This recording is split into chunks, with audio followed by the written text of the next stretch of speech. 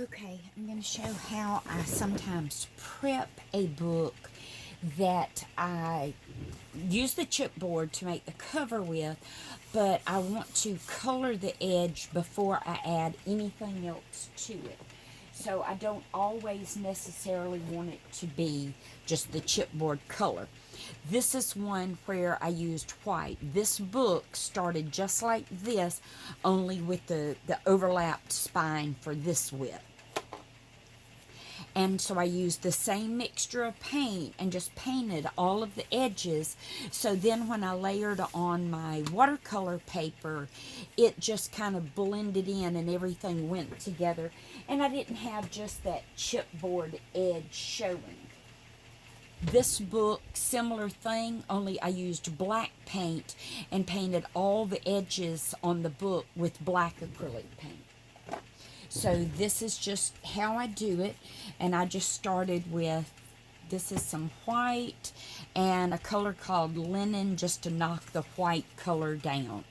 And all I do is this, I don't even use a brush. I use a piece of sponge, and I sponge at least 1/4 of an inch, usually a little more than 1/4, over the edge, so it gives me plenty of room for then going back and adding whatever paper or whatever, pattern paper, design paper that I'm going to add, and I don't have to worry about there being anything showing on the edge.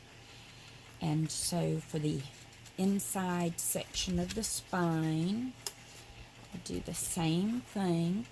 And you'll notice my little sticky note flag markers. This reminds me that this is the top of my book and it points down toward the bottom. And this is my reminder to make sure that before I start layering pattern paper on, I've attached my ribbon or any kind of closure that I'm going to need to glue between layers. And so same thing on this side, because on this particular book here that I'll show more of as I make it, I'm not going to use the holes, so they will all be covered up with layers of cardstock to begin with, and then the pattern paper layered over it. It's going to use my stacked spine mechanism to create pages for the book, but I wanted a wider spine on this particular one because of what I'm going to use the book for. So then the cover edges here, and I want to kind of work that paint down in that so it gets it nice and covered.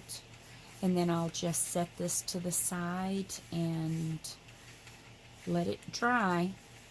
And then once I get to the point of working on it further, it'll all be ready, and I can start whatever else I'm going to do with it.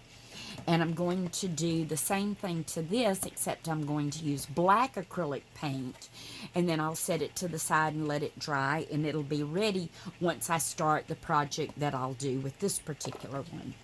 But I just mostly wanted to show y'all how I started with the prepping of the book and using the acrylic paint.